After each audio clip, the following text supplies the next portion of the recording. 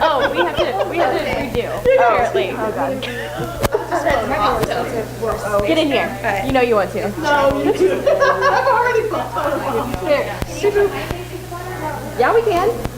Okay. I don't know. Here. Okay.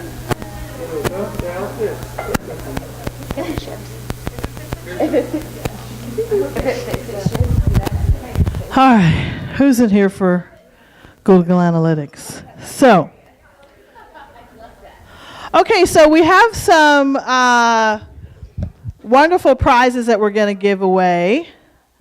And,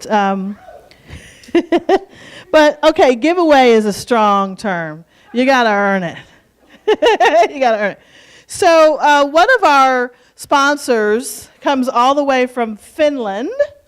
Yeah. What did Becky say? Local is the new global, or global is the new local.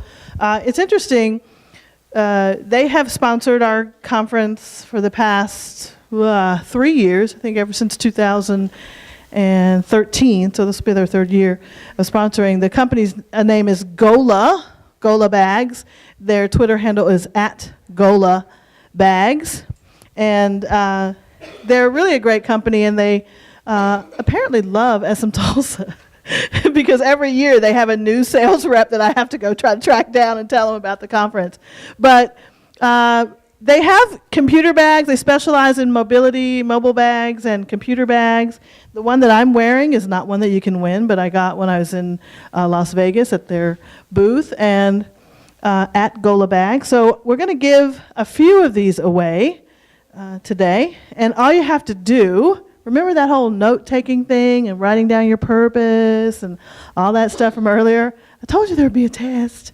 So tweet a picture of your notes, maybe something clever, cool about what you learned in a session or just overall, and we'll pick a few wonderful winners to win a nice Gola bag.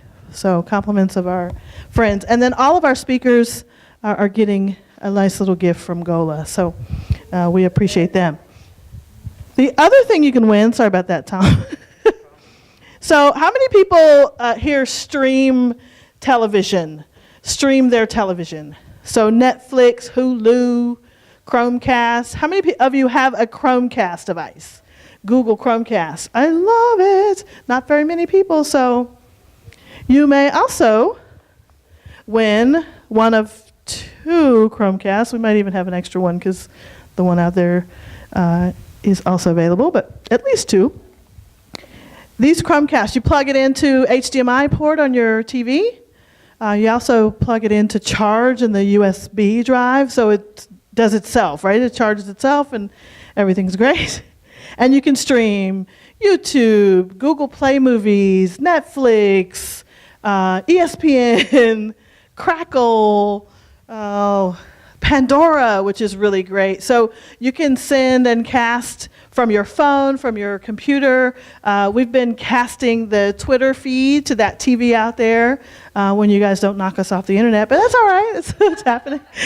That's all right. And it's really fun if you have people over. Some of you know my little brother, so if I'm watching a movie, when he comes over, he's always interrupting my Chromecast with some weird YouTube video.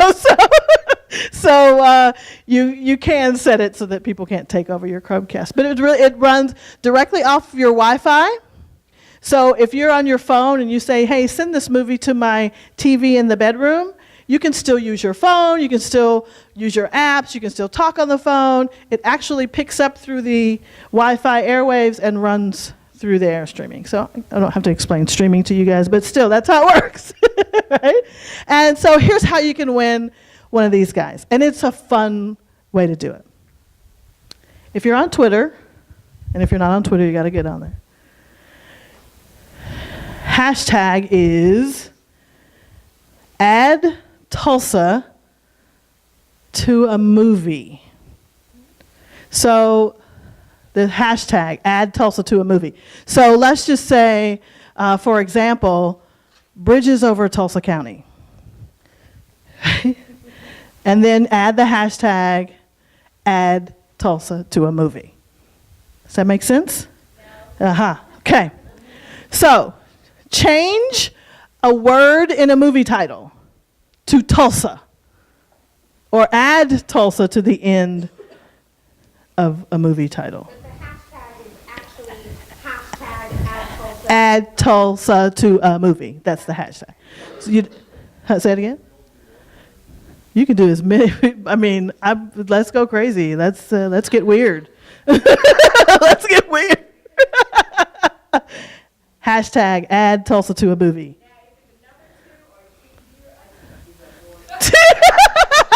You've been here, how many hours and you're already one of us? T.O., add Tulsa to a movie. Add Tulsa to a movie. All right. Anybody want to give another example? Mine was kind of lame. Legally Tulsa. There you go. Sleepless in Tulsa. What was it? Tulsa Bride. I love that. I think that's a magazine, though. I think that's already something, but that's all right. It'll work. There you go. What is it? Pulp Tulsa Fiction. I like that. I like that. All right, so hashtag away, and our social media team will pick a couple of winners for the Chromecast. So enjoy. All right, where's Tom? Did I lose him? Oh, there you go. All right, so Google Analytics, we all need to listen up here.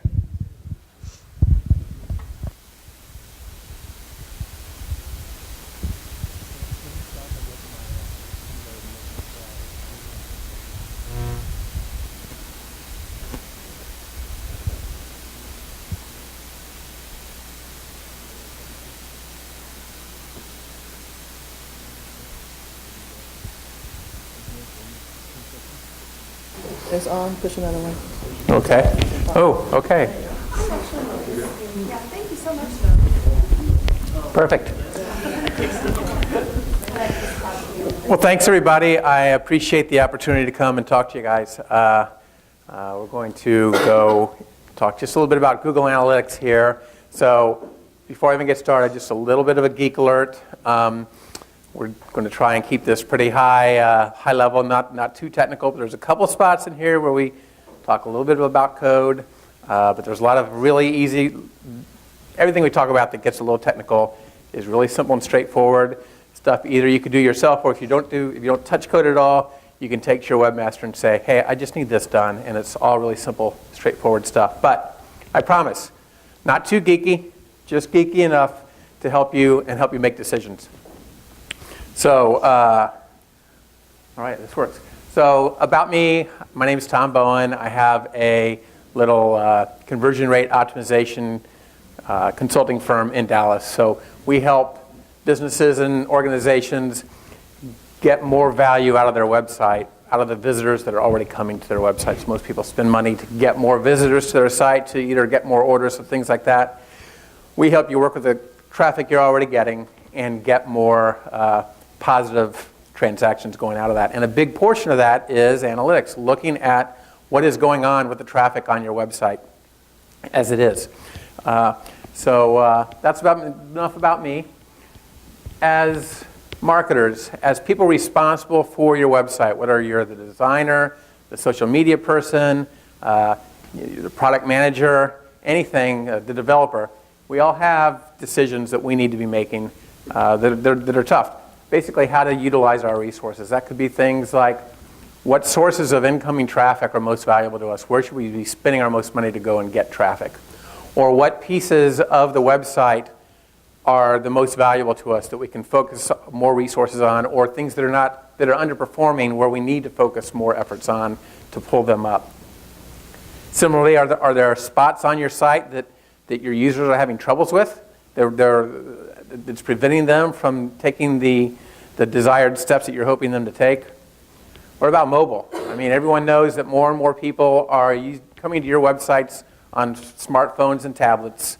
How's that affecting you? What is the value of, or how much is a poor user experience on a cell phone costing you? How much would it be worth to you to improve that? Even where should I focus my SEO efforts, search engine optimization efforts? So These are just some examples. There's dozens, hundreds of decisions that every one of us in this room has to make today with regards to our websites. And there's dozens of tools out there. How many people were in Kirsten's session earlier with the different search marketing tools, right? Great tools on there. One tool that I want to throw into the mix to help you make some of these decisions, Google Analytics. In fact, I will say it's your most valuable marketing tool. And I'm not alone. This guy here, Avinash, he's like one of the most highly respected digital marketers on the planet, really. He says that analytics is sexy. He compares it to Angelina Jolie, and that it kicks butt. So it really does. Although most people, when I say, hey, it's your most valuable marketing tool, I usually get some sort of like, are you kidding? I get into Google Analytics, and there's just all these numbers. I'm lost in a sea of data, and it's true. If you log into Google Analytics, let me start first. How many people don't even know what Google Analytics is? Okay, cool, because I expected to see a couple hands here. But how many people have access to a Google Analytics account for at least one website that you could log into and look at numbers at? Okay, excellent, awesome. And anyone in here consider yourselves like an intermediate user of intermediate expertise? Okay, cool. Any power users? Okay, great.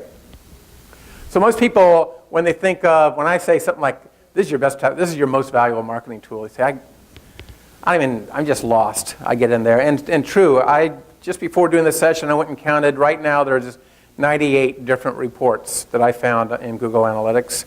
And each one of them has a ton of numbers and all kinds of things. And it's not unusual that you would get lost in a sea of data.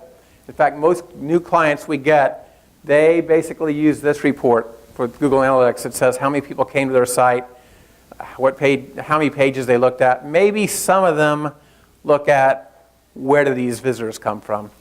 We call these vanity metrics. Nothing here on this, none of these numbers here, none of them do anything to help get you to those questions we asked, we talked about a minute ago, right? And that's why people have a little bit of difficulty using the tool. But my answer for that is 6 things you should be doing in Google Analytics. Probably aren't. These are all simple. Most of what we're going to talk about are things you can go back tonight and start implementing that easily. And there'll be specific examples, lots of things you can take away right now and go and implement. You don't need to go have a committee meeting. You don't need to make decisions. These are just things you can go almost like flip a switch. And you can start getting some questions answered and helping you make decisions. So let's get started. First one, and this is really kind of the foundation of all these things we're going to be doing. If you're not setting and tracking goals on your site, then the other 5 aren't really going to be able to help you too much. But all websites have goals, right?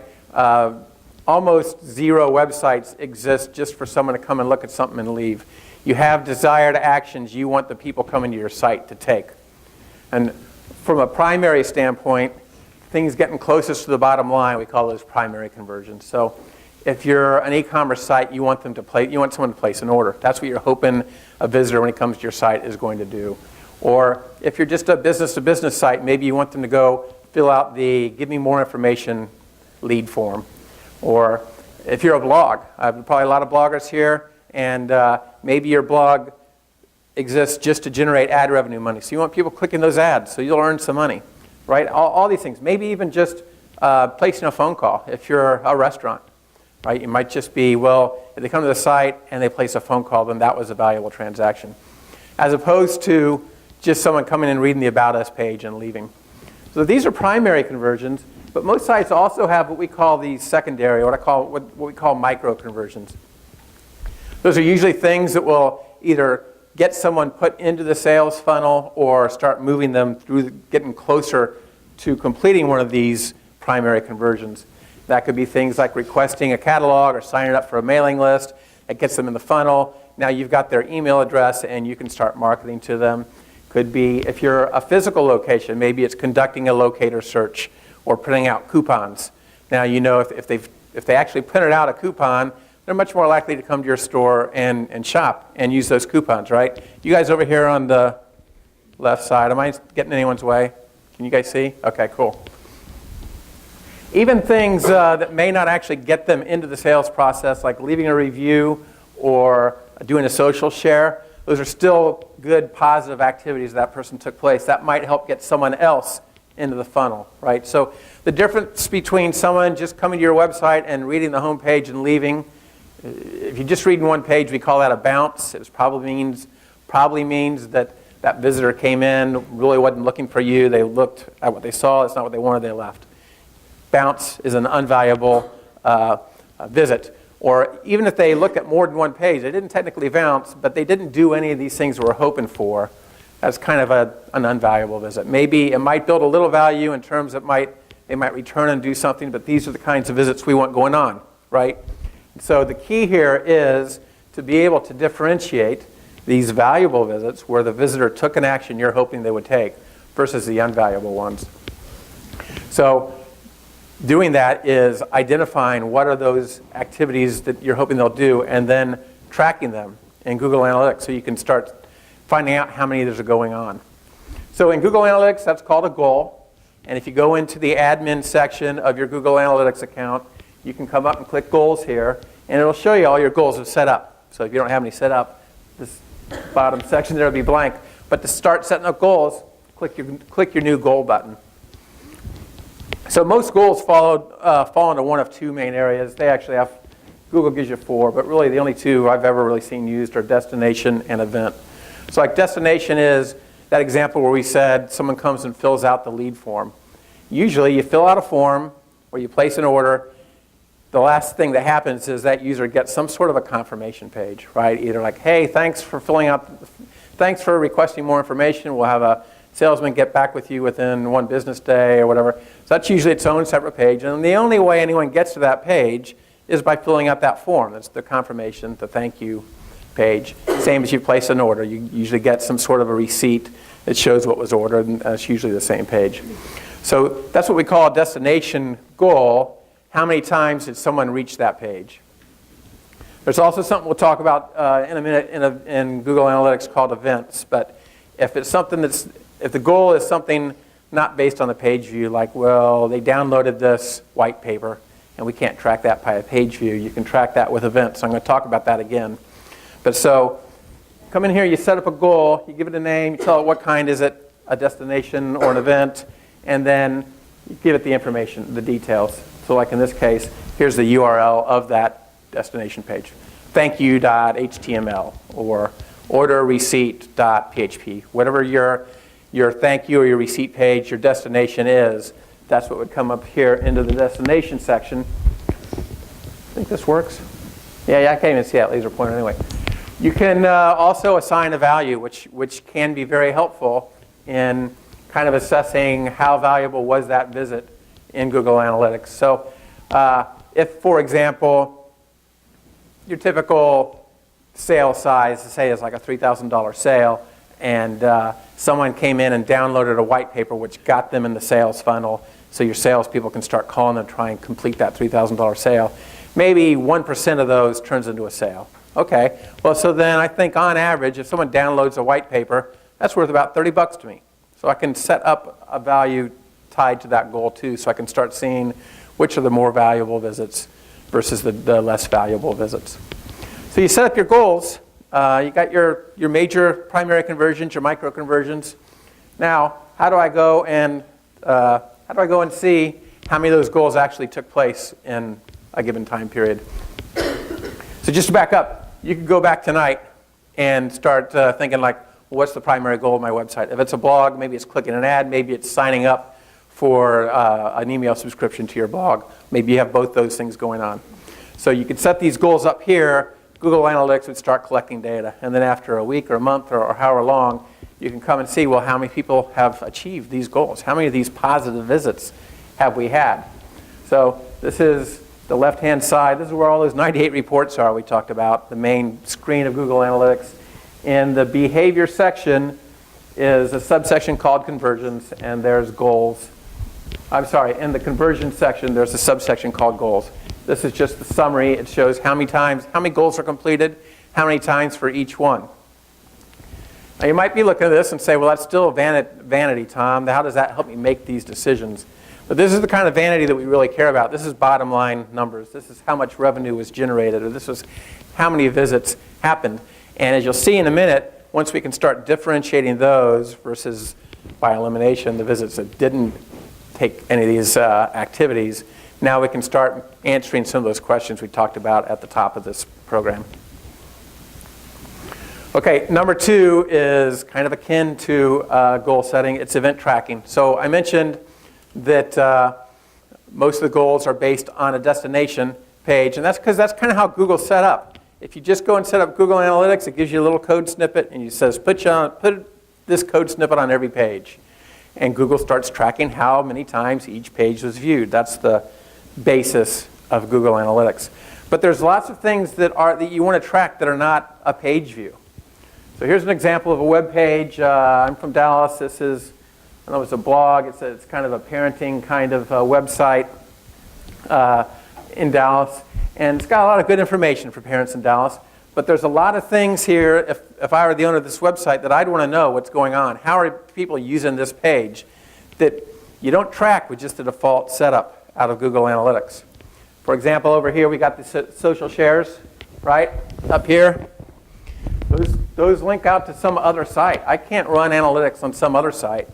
So I don't know how many times people are clicking on that Facebook link. I have no way of telling that with just the out-of-the-box Google Analytics implementation. Or this one in the middle here, Dallas Guide to Summer Camps. That downloads a PDF file. You can't stick JavaScript in a PDF file, so there's no way to track how many times was that downloaded. But that's kind of a key number for you. That's like a page, but it's not a web page, so I can't track it with the normal, just the straight default analytics implementation. This thing here, you can't tell since it's a screenshot, but it's one of those, we all love them, the little carousels that flips from article to article. So there's like 4 or 5 different graphics that fade in and out here. How many times is this one clicked versus the other? I don't know. You can see that the articles they point to see how many times those pages are loaded, but people could have gotten them to that page from a number of ways. But if you wanted to test, does this picture of the sticky bun work better or one with a kid eating? How do I know which one's more effective? And or even clicking on an ad to an external site. All these are things that you couldn't track on a page view basis. And Google has a technique called event tracking that I'm going to show you about here in a minute. A couple other little examples. This is, we all see them, we all hate them, or we love them, whatever. It's the light box, or we call them a modal also. The thing that pops up saying, give me your email address. You may be able to track how many new email addresses you've got in a month. But if you got 10 new email addresses in a month, is that because this light box popped up 10 times? If so, that's pretty good. 10 out of 10 filled it out. If it popped up 10,000 times, then maybe this isn't very effective. Maybe you should join our email list to a different headline to see if it would work more times out of 10,000. If you're not able to track how many times this light box popped up, which you wouldn't because it's not a new page view, then you can't make those kinds of decisions. A couple other little examples. This is like empty search results. If you're Disney, you might want to know how many times someone searched and got zero results back.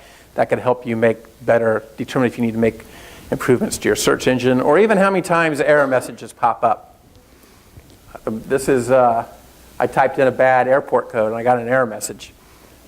Would American like to know if people are having troubles finding their airport codes or not? They might not want to know, but that is something you can track with an event. So using events opens up the possibilities of things that you can track, useful things that you can track on your website, which gets us back to those decisions that we're trying to make up there, right? So how do you do it? Okay, so here's one of the only 2 places in this presentation where we actually talk a little code here. So, but again, this is all stuff there's examples here in the deck, and it's stuff you can take back to your webmaster if you don't like to do the code, if you don't do the coding yourself. But just as Google Analytics uses a standard little snippet that you put on every page to log the page view, you can anywhere on your page put in another little snippet when the event happens. So most of the things we talked about was something, you'd click on something, but would go to a different site, or download a PDF that you can't put the stuff in, you can attach a little JavaScript event to your click, to the piece of the HTML code that allows you to click this, and basically says, hey, I want to fire an event, and here's some information about that event. And Google Analytics will start to log those events. And I'll show you how you can go look at those in a minute. Here's the breakdown of that code for you or for your developers. Essentially 3 pieces of information you're passing in. The first is a category, which is basically what's being acted upon. So in this case, we talked about, well, it could be a PDF, or an error message, or a light box, or a banner. The second parameter is the action, what actually happened. So a PDF was downloaded, a banner ad was clicked, an error message was displayed. So you've got your category and your action. What was happened, what was it happened to, and what actually happened. There's a third parameter that's optional, but we always use it, label. That's basically which one. So this specific PDF, whitepaper.pdf, was downloaded, or the actual error message, which actual error message was displayed, or which light box popped up, as well as the email sign up. I hope that's not my car. Finally, you can add a value. I usually don't, because if there's a value associated with it, I usually tie a goal to the event and track the value in there. And one other one that's non-interaction. Basically, I talked about bouncing earlier. A bounce means someone came to your site and looked at only one page and left. It's usually kind of a wasted visit, probably an unqualified visit. But if someone came to the page and downloaded a PDF and then left, it's still only one page view, but it didn't really bounce. They interacted with your site. So you would want to turn this flag on so that it would not get counted as a bounce. Okay, geek stuff over there. But last thing to do with event tracking, and then we'll start to tie goal tracking and events to really getting into the juice. Last part about goal tracking is where to, walking too far away? Okay. Where to actually go and see the results, to see the events. So again, on your left-hand side, you can click on behavior, and then there's a section here for events. This is the top events going on. In this particular example is the mobile site for an automotive service repair company. And so they have events tied to their locator because their locator is all JavaScript based. It's done with Google Maps. So there's no way on a page basis to tell how many times people are looking for the closest location. And that's pretty important with a cell phone, right? If this is the mobile site only. So everyone using this is on a phone or an iPad, and it's auto repair shop. So you're figuring if someone's getting on their site on a phone, pretty good chance they need some help right now. And so we want to track how many of those visits are actually doing something like that, finding the closest spot. Also, in lots of cases, when you just see a phone number on your phone, you can tap it, and it will punch it into your dialer for you. So we have an event tagged to that, so we can see how often people called the store from that locator. So you can see they had about 3,600 searches and about 1,700 or so different phone calls coming out of that. So now we can start to see how effective is that locator search compared to all the traffic coming on the site. Okay, so we talked about goals, we talked about events. Still haven't gotten a great deal as to how those are answering these questions we talked, but we're getting into that now. The key is being able to isolate those valuable visits versus the less valuable visits. And the next thing we're going to talk about is segmentation. And this really, when we talk about the sea of numbers, that was the problem with using Google Analytics, segmentation is your battleship in that sea of numbers. It's going to allow you to cut those numbers up so they actually become useful for you. The way I like to describe this, sorry from sports to sports, but I like to describe it as a baseball team. If you're a manager or a fan of a baseball team and you hear that the team has a team batting average of 285, what's that tell you? Are they good? Are they not good? I'm not sure. If I'm looking at a team, I want to know if they're a good hitting team. I look more like things like, well, how many 300 hitters do they have on the team? Or how many people with 30 home runs do they have? Something like that. I don't look at the team total as a whole. If the team hit 140 home runs, I don't know if that's good or bad. Or, even better, if I'm the manager and I'm thinking, well, my team batting average is 285, but I need to raise that somehow, I don't just randomly pull a player out and put someone else in. I look at, well, is this shortstop that maybe is only hitting 220? Should I take him out and put him in with a better hitting shortstop? That'll raise my batting average. Might hurt my fielding, but you're looking at individual players. Or even like this guy here, he may hit 300, but maybe that's because he hits 350 against right-handed pitchers and 200 against left-handed pitchers. Well, okay, well then I want him sitting on the bench when the lefty's on the mound, right? But if I'm just looking at my team batting average at 285, I don't know to put him on the bench against left-handed pitchers. The same goes with your web metrics. You don't look at them in aggregate. That's when it turns into a vanity. If all you can say is 2% of my visitors convert, 2% of my visitors place an order, you can't make any decisions on that. But if you can say, well, on average, 2.5% of my visitors convert, but when they're coming on a desktop, it's 3%. When they're on a mobile, it's only 1.5%, 1.68%. Well, now I'm starting to understand some things. I'm starting to understand where my site has issues, where it doesn't have issues. If you take the math on these numbers a little bit further, you'll see that a desktop user generates about a little over $2 a visit in terms of an order. This is for an e-commerce site, but it could be based on whatever your goals are. Whereas a phone user, here line 2, mobile, they're only generating about 95 cents a visit, half. They're doing half as well. If you multiply that out by the traffic each one of these segments is generating, your bad mobile experience is costing you about $3,600 a period. I don't know if this is month, quarter, a year, or what, but for example, if that's a month, if a bad mobile experience is costing you $3,600 a month, now you're going to start thinking, well, how much would it cost me to get a responsive design site or a mobile optimized site for those mobile users? And if that's going to be like $10,000 or $12,000, well, if you can make that back up in 3 months, 4 months, that's starting to look like a pretty good situation. If you don't know this, if you're just looking at, well, I got a 2.65 conversion rate and I generated 21,000, you don't know if you can afford or if you need a mobile site, right? So okay, so now we're getting to the gold now. We're getting to how you can start making decisions with these numbers once you start slicing them up. Let's take a look at a different slice. How about looking at the people that converted versus the people that didn't convert? And what's the difference? How are they using the site differently? This report here is just which pages on your site are viewed, but it's split by those that converted versus those that didn't convert. That stayed on this site for more than one page but didn't convert. And what I wanted to do in this was start looking, are there any pages that the people that are making a purchase or making a conversion, are there any pages that they're looking at a lot more often than those that don't? And you can see here this first one, the number's really hard to see here, but for converters, that made up 20%. One out of every 5 pages they looked at was this page, versus non-converters, it's just 3.9%.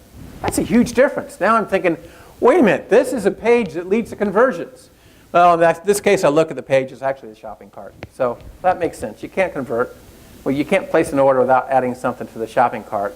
But good idea. Let's see if there's any others with a big difference. And these next 3 aren't, but this next one down here, people who converted saw this page 3.5% of the time versus non-converters less than 1%. So more than 3 times as often for converting sessions versus non-converting sessions.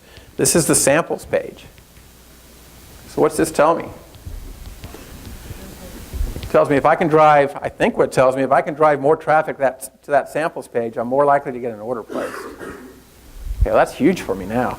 Now I know where to start spending some resources. Maybe I'm going to highlight it on the home page. Hey, check out our samples. Or maybe on the main product page, I'm going to have a little button that says, hey, samples available. Click here to go to the samples page. Now I can start driving more orders. And if they're ordering samples, maybe they're becoming a repeat and more of a lifetime value customer too. All right, one more example on segmentation just to illustrate. This comes from my buddy Brian Massey down in Austin. Calls himself the conversion scientist. What they like to do is they like to look at the average number of pages per session and the average time spent on the site. And then look at their visitors and how they fall on either side of those two things. So for example, people that view more pages than average and stay on the site longer than average call like a careful or methodical visit. So these are the people that are checking out a lot of pages and really kind of taking it all in and being deliberate about how they go and they're making their decision. They're probably pretty qualified. In this case, this is the example here of the screenshot. They make up about 1 out of every 5 in this particular example. Contrast that with what we call the absorbers. Those are people that are looking at fewer pages than average, but they're still on the site longer than average. So they're probably reading every word of those couple pages they're looking at, or maybe one of the pages is a video, and they're watching the video till the end. Compare those to what I'm calling troubled. They're a whole bunch of pages, way more than average, but for less time. So they're probably bouncing from page to page to page, trying to find something. Could be indicative that you have bad navigation or something like that. Or if there are fewer pages for less time than average, I'm calling that the unqualified group. They probably, most of them, well, all the bouncers would fall into this group, and they probably make up a big chunk of your traffic, but they're the ones that probably don't really, you're not really trying to market to in the first place. So once you split the data up like that, now you can start looking at some differences between them. Do some come in on a different type of device, or some looking at different pages, things like that, to where you can start making your decisions on what you might need to change with the site. Okay, so those are some examples of how you can set up or how you can use segmentation to get down into actual decision helping information. How do you set up a segment? On any page, you can click up here where it says all sessions or to add a segment to start segmenting things up. And it'll take you to this page right here that has some default or some system setup segments already in place. So this covers lots of, this would be a really cool thing to go up if you can log into your data tonight after the happy hour to go up and look and just look at a couple of these predefined segments that are already out there. Like we talked about converters. We've talked about balances a little bit, mobile. So you can start looking at some of these predefined segments. And when you use a segment, you can look at any report, and it filters out everyone that's not part of that segment. So it's different than just looking at, like, there's a report on there that shows you mobile versus non-mobile, and it shows you a couple things. But if you want to know, well, how many of my mobile users came from Google, set up a segment for mobile and then go to the referrals and see. If you don't like any of their predefined segments, you can go and create your own by clicking the new segment button up here. And it takes you to a page with a bunch of kind of easy to use qualifications or segmentation areas. Things like demographics, age, location, language, gender, or technical, like what type of browser did they use or what type of device did they use. So if you, for example, if you wanted to segment out and say, I want to see how Android users versus iPhone users, does the data differ a whole lot? Ideally, it shouldn't, right? But if it does, if Android converts way better than iPhone, then maybe I've got something that doesn't work on an iPhone, and that's why they're not converting. So you can do demographics, you can do technology, you can do a number of things. If you don't like any of their kind of easy stuff, you can click conditions here, and you can go and start choosing pretty much any variable or dimension that Google tracks. It's all in this drop down. You can search for it if you wanted. If you wanted to search for what page they landed on and figure and start looking at only the people that landed on the home page or only the people that landed on the About Us page first, you could just create a segment just for that. I do that. I often like to look at stuff to see people that looked at the blog. The people looked at the blog, were they more likely to convert or less likely to convert, or those that entered to the blog? That's one way we do that. So I can't underestimate the value of segmentation. It takes a little practice, but if you like looking at numbers at all, it can get a little bit fun. A lot of us don't like looking at numbers.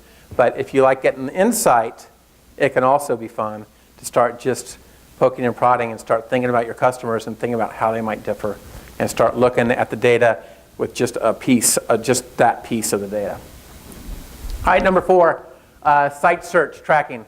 I love site search tracking because it's the closest thing that we have to actually getting into the mind of your customer and get an idea of what it is that they're thinking about. So how many of y'all have a website that has a search box on it? Okay, fewer than I thought, so I'll scan through this a little bit faster.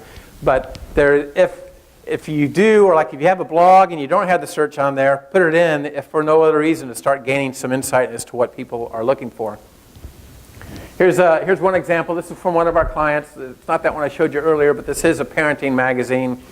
And for this period, 5 of the top 12 search terms all had to do with summer camps. So their parents were coming and looking for summer camps. In this customer situation, there's actually 2 different resources they had. They have an online summer camp directory to help you and go and find potential camps. But then they are also hosting an event, something like this, for summer camp providers to come and have a booth so you could walk around and start talking to them. So 2 different things. And there was a lot of activity about it, a lot of search activity about it. So this tells me one or two of 2 things. Certainly one for sure is a lot of people were interested in the summer camp because of all the search activity going on for it. It could also be telling you that people are having troubles finding your resources for the summer camp on this. It doesn't necessarily tell that, because lots of people will go to a site and the first thing they'll do is go to that search box before they even look around for something. But typically, I tend to think that if I see this much activity going on for one type of search term, some people are having some troubles finding it. And so that would lead me to the question, well, where were they when they were searching? Because I know I talked about it on the home page, but if they were on some article that had nothing to do with camps and search, it would make sense they would have to go search for it. So this is, I'm going to take this report and just add a second column to it for what was their start page. And in this case, I filtered it out so it's just the camp things. And actually, looks like the first 6 were all from the home page. The index, that's the home page for that site. So yeah, people were on the home page and they were searching for summer camps. So was that because even though we had a box for summer camps talking about it to send them to the event and one for the online guide, were they not seeing those? Maybe they looked too much like an ad and people just ignored them. Or maybe this stuff is going on before those were populated on the home page and we didn't realize there was this much interest this early in the year. So the fact that all this search activity is going on tells us a few things. Now we may want to compare it to what is going on with our site to try and draw those conclusions, but it certainly gives you some ideas of some things to start experimenting with on your home page to see if this goes down a little bit. One other thing I like to do with the site search report is find what I call trouble terms. So this is still the same report we looked at, but the last 2 columns tell you how long they spent on the site after they conducted that search and how many pages did they look at after they conducted that search. So my theory here is if they had to go look at a whole lot of pages after they made the search, it's a good chance maybe the search result was bad. Okay, so I sorted this here by highest to lowest on number of pages after the search. First one again is camp. So are the search results bad for camp? Well, probably not, because in this case, I'm guessing they probably clicked on that, went to the online camp guide where they browsed lots of different camp providers. So that would make sense they'd look at a lot of pages, right? But this third one here, birthday. Well, on average, they're looking at 2.5 pages after a search, but for birthday, they're looking at 5.5 pages after the search. They're spending 7 minutes on the site after conducting a search for birthday. I think this probably says the search results in birthday may not be too good because people are looking at all these different pages and they're not finding what they want. So what would I do with this? What would you do with this if you thought birthday might show bad search results? Anyone? Carrie, can I say Bueller? All right. Well, what I would do is I'd go to my site and I'd search on birthday and I'd look at the results. Are the results good? What's the first results? What does it point to? I'm guessing that probably whoever searched for birthday for this site was looking for either ideas for a theme for their kid's birthday party or maybe looking for providers like entertainers or party supplies or something like that. If the search results point to just articles, this is a magazine site, if it just points to articles that happens to mention the words birthday, the search results aren't too good, so I might want to work with my search provider or the tool so that I can make sure it's getting straight to the best results. In this particular case, this site also has an online directory for providers of things parents need, and it has a whole section on birthdays. So if that's not coming up high in the search results, they're losing advertising dollars, and that affects the bottom line. All right, so how do you set up search tracking? Again, this is something you can go back to your room and do right away, and you should. If you have a search box, you should do this before you get a Girl Scout cookie. It's really easy. You go into your admin section and you turn on search. Okay, there's actually 2 steps. There's turn on search and you provide the query parameter. And so this starts to sound technical. It isn't even technical. It's so easy to find the query parameter. Just go to your site and search something. Search something and look for what you searched for. So for example, CNN, if you do a search on CNN, the results you get back, the URL for that is cnn.com/search !text equals analytics. If you search for analytics, it would say text equals analytics. So text, right here, that's your search parameter. If you have a WordPress blog and you have a search on it, your search parameter is probably S. On our site, our blog is WordPress. If I go in there and I search analytics, this is the URL that comes back, S equals analytics. So come back to this page, turn search tracking on, and enter your query parameter as S. And Google Analytics will immediately start to collect search data. And you can't go in right now and look at it. There'll be no results to look at, but as soon as you do that, it will start collecting it. Go back and look at it in a week, a month, however long, and you can start to get some of those nuggets of information coming out of your site search. All right, number 5. Identify high potential and high performing pages. If the rest of the stuff was too geeky, listen in here, because this will apply to everyone right now. Which page is your low-hanging fruit? Talking your high potential pages here, and I'm talking from a search engine optimization standpoint.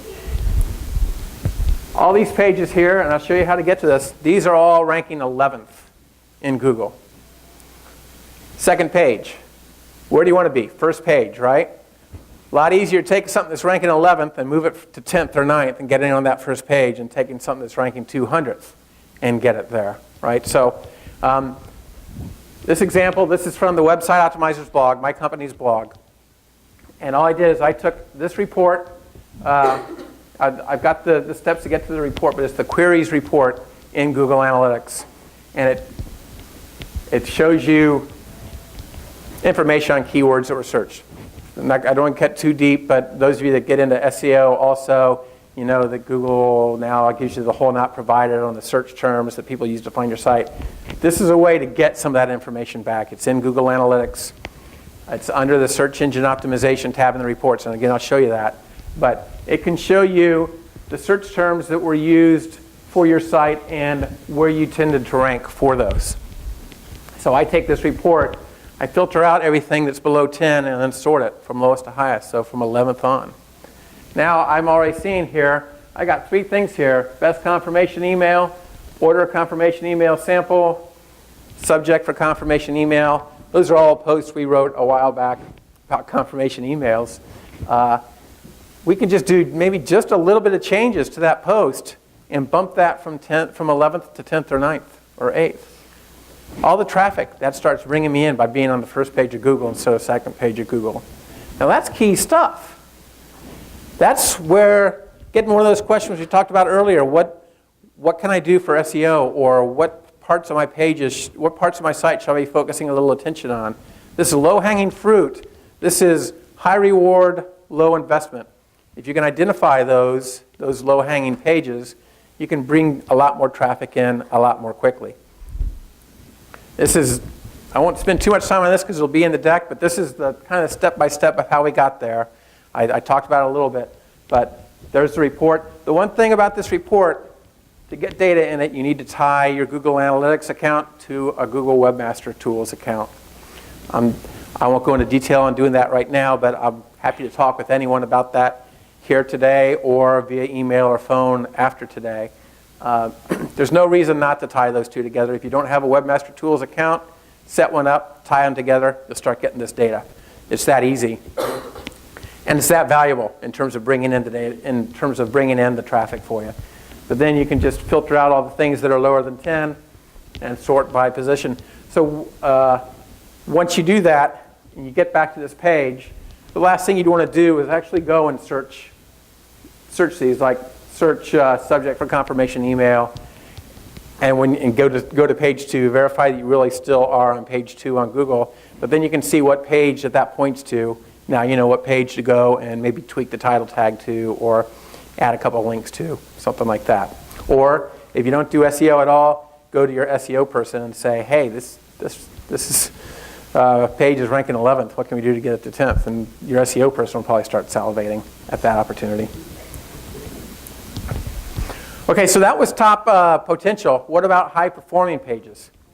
And so by that I mean what pages tend to convert better than others. So in that goals section that we looked at kind of at the very beginning, one of the other reports was called the, I call it the previous step. It's the reverse path report. It's in that goals section. It's called the reverse path report. And that basically says what page were they on right before they completed this goal. So in this example, on my blog, I think on every blog, every page in your blog should have a box to sign up, to subscribe to your blog post, to your RSS feed. So I want to know, so from any page on my blog, from any article anyone's reading, someone could convert right there. Which blog posts are generating the most conversions? This report tells me that. I take this goal, the one that ends in signup.thankyou.php, that's the page they would get if they subscribed. What was the page they were on right before that? Basically, that's all the blog posts, right? And so I can see that, for example, that top one talks about shipping costs. That completed 16 goals. The next one is an Google Analytics events post. We talked about events tracking. That generated 13. So you might start thinking, well, cool. Those are my 2 best converting pages. They converted the most. It didn't mean they converted the most often, right? Because maybe they converted more than the rest because way more people saw them. If they ranked number 1 on Google, they probably got a lot more views than some of the others. So let's look and see how often were each of these viewed. This is one of the most commonly used reports in analytics. It's just the list of pages, each page on your site, how often it's viewed. And I filtered it out so it's just the ones that begin with blog. So you can see that events tracking post, that actually was the number 1 viewed page on my blog for this period, 2,700 views. And you can see in order which ones were most. So if you take the number of conversions divided by the number of page views, then we'll see which ones actually convert best, right? Sadly, I can't do that in Google Analytics, but I can take those 2 columns of numbers and port them into Excel and find that very thing out and find out that sure enough, that shipping cost post, that converted almost 2% of the time. 16 conversions over 860 views. That's my best post in terms of getting people to sign up. Okay, again, gold right here, gold. If I want more people signing up or whatever that conversion is, I want to get more people to this page. I don't want them, great if they come to this Get Started with Google Analytics events tracking, but that converts about 4 times or 25% of the time compared to the top one there, the shipping cost page. I want to do what I can to send more traffic there. So how can I do that? Well, I can start tweeting it more often. I can feature it on other pages of my site. We can do all the things that we know to do. So my buddy Andy Crestadina, who came up with this technique, he calls putting on your driving gloves. Drive traffic to that page. Go comment in other blog posts with a link to that. All the legitimate things you know how to do to drive traffic to a specific page. And getting more people to that page will get you more conversions. So I won't go through this. This is for your reference. This is exactly step by step how I got to that report. I talked a little bit about it as I was discussing it. But we'll have the slide deck out. You want to go and try and replicate this exact technique. It's a cool technique. I recommend you do it. Here's the step-by-steps on how to do it. Like any of this, if you see this and you get the slide deck back and you're on Monday or a week from Monday or a year from Monday, you're going through it, you're saying, I don't get it. Or maybe something's changed. Give me a call. Send me a tweet. Send me an email. Glad to step you through any of it. All right, last thing. I think we've got a few minutes left here. Campaign tracking. So we all are in the business of trying to get more traffic to our website, and we do a number of things to try and do that right. Some of them cost money. Things like sponsorships, banner ads, pay-per-click ads on Google and Bing and the rest. Some are more kind of labor-intensive instead of cost. Email marketing, social, other things. We want to know which ones of those are most effective for us, right? Which ones drive the most traffic, but not just that, which ones result in the most conversions. So in lots of cases, you can get an idea of what kind of traffic these are driving to your site, but unless you do what you need to do to make sure Google Analytics knows the exact source, you can't tell how many of them are actually converting. And that's, in the end, that's what we want, right? We want to know how many are converting and what types of things work versus what types of things don't work. So this is without campaign tagging, and I'll explain campaign tagging in a minute, but out of the box, just sending out an email campaign, for example. Email is going to show up. Google Analytics is going to think that traffic, when someone clicks a link in your email that you send out, it's going to look like it was direct, like they just typed the URL in. Or it may show up as something called other. It kind of depends on the person that's viewing the email. That's not too helpful for you. If you send out an email marketing promotion in February and one in March, you have no idea which one did better than the other. Maybe the offers were totally different, and you want to see which offer resonates more with your customers. You can't get that data unless you treat your email specially here, which I'll go through in a minute. Or pay-per-click ads. If they're on Google, that's great. You can get all the data you want on them. But from most other search engines, the traffic's just going to show up as organic traffic, not even paid, right? So that's no good, because you want to know which paid sources, which paid ads are working better than others. Banner ads, for sure.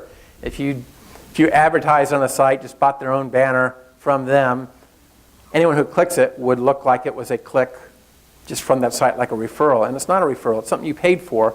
You want to be able to evaluate it separately. Yeah, that advertiser, they may give you information on how many people clicked it, but that's all you get.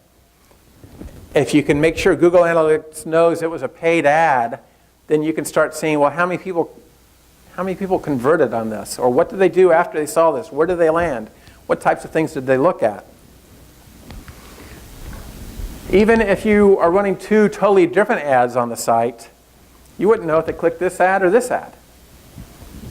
But there is a way to give Google the information on these external links coming back to your site so that you can make these decisions. And it's what they call tagging.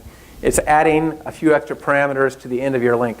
So there are two places with code. This is technically the second place, although I don't really think of this as code so much as just adding information to the end of your URL based on where it is you're doing the advertising or the promotion. I'm going to use an email as an illustration here because I think it's the easiest to illustrate, and it's probably the one that everyone is most likely to do because email marketing pays off such a great return. This is an actual email I get from World Market, some sort of a shopping store. If I click on their logo in the email, this is the URL that it points me to, worldmarket.com, medium equals email, campaign equals week 2 bed and bath, source equals HP. I don't know what HP is, but World Market knows what HP is, right? So those three things at the end of the URL tell Google all you need to know so you can start differentiating things, so you can start differentiating the traffic and isolating the traffic that came from this email. And those three main things there, medium, campaign, and source, I define them there or describe what they are. Medium is kind of like the vehicle, so it would be things like social. So if you send out a tweet, I would say make your medium social. So that way you could very quickly see in its entirety, how's all my social efforts doing? In this particular example, it would be like email. I have a customer that says e-blast. I hate that. But that, or it could be like email marketing, something like that. Source, it would usually be the website. So like in the Twitter situation example, source would be Twitter or twitter.com. So campaign social, medium social, source Twitter. In the email, since it's not really a website or anything that's coming from, usually I say something to describe the type of an email. So if you're doing a monthly newsletter versus a monthly or weekly promotion, source could be like newsletter or promotion. And then campaign's the actual campaign that you're talking about. So if you're thinking about it from a marketing standpoint, really specifically campaign. For example, you could be running a contest, and say the contest is sign up to win. And you might tweet about it, you might post on Facebook about it, you might send out an email about it, you might even run a paid ad about it. In all those cases, you'd want the campaign to always be the same. What I say, sign up to win, right? Even though your medium and source would differ in each of those channels that you're advertising it. So now you could look and see how each one of those channels stands on its own, but you can look at your total campaign, sign up to win, and see, is that generating sales or is it not? Is it building revenue or is it not? Okay, so let's take the email marketing example a little bit further. You send out your promotional email with a special offer. Typically, without tagging, what you get is statistics from your email provider, your email service provider, which would basically tell you how many people was it sent to, how many of them opened it, how many of them clicked. Okay, well, that's good. That's better than nothing. That helps you do things like sort of helps you do things like test subject lines or test offers to see what's more enticing to be opened.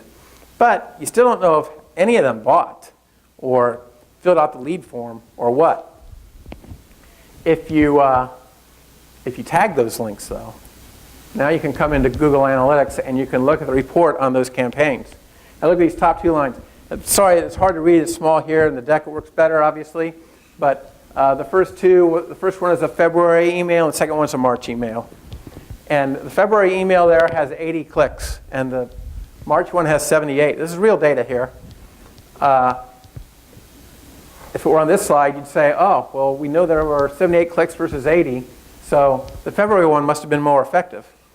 But no, that's not the case. The March one generated almost $1,000 of revenue. The February one generated only like 390 something. So less than half the revenue. That data you got from your email service provider, if you hadn't tagged these links, makes you think that whatever that promotion you're running in February, that was the winner, that was better. It didn't even come close. This one you did in March was way better. So now we've got good information. What are we going to do in April? Well, probably something more like the one we did in March and less like the one we did in February. Both were successful. They were still better than some of these other ones that had no conversions, right? But we're getting way better information now than we would if we don't tag those links. 'Cause the links, then all that good data just gets bundled in with the nothingness. So here's how you go and create a segment for that campaign. So we talked about creating segments earlier, right? This report, this is great. It gives you information on that on the results of that campaign. But if you want to say, okay, March was pretty good, I want to know more. Go and create a segment on that. Say, I only want to look at the traffic where the campaign was March 2015. Now you can go and look at things like how they do versus mobile versus desktop versus tablet, for example. Well, here, mobile doesn't look so bad when it came in from this email. It converted 11% of the time, not less than 1%. When I'm sending out this email, this is engaging everyone, not just desktop, but mobile and tablet too. Once you set that segment up, you can look at things like, were people clicking on the logo, or were they clicking on the pages that we're actually promoting in the email? Or what products were they buying? Were they buying the products we were pushing in the email, or were they buying something else? Did they tend to stay focused on the task at hand that the email talked about, or did they start getting distracted and going to other pages, and maybe that's why they didn't convert? So once you use that segment on that campaign, you've opened up the doors to the entire reporting library that Google Analytics offers you, and you can really start getting some good nuggets. This sounds like you're getting pretty granular, but really we're only talking getting a few kind of keystrokes, and we've kind of gone from 101, 102, really only like to 201, 202. That's really only the jump in terms of knowledge or the jump in terms of experience. You start playing around with it for a few days, and you're already jumping into this kind of thing if you're starting to really want to know the answers. So that's a great example to end with in terms of combining some of these different techniques to really start to get to your bottom line scoop. So high level, I know I covered a ton of stuff here. Here's some additional links on pretty much each section that you can go to. Some of these point to our own blog. Some of these point to other people's blogs that have really good articles on the subjects. But you can go there. As I say, I'm more than happy to answer any questions. I'll be here the rest of the day. Sorry I won't be here tomorrow. But my contact information is on the first and last page. Also, phone number, good. Twitter, email.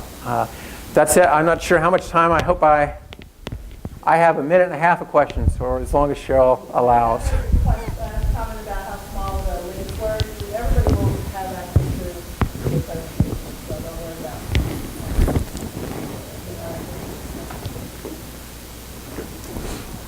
it. Any questions for anyone? I appreciate you. I know it got a little high level on some of that, or low level. Never sure which term to use on that. But a lot of good scoop. I would just say, just dip your foot in the water, and then dip it a little further in, and you'll start being able to make way better decisions. And thanks. Appreciate it.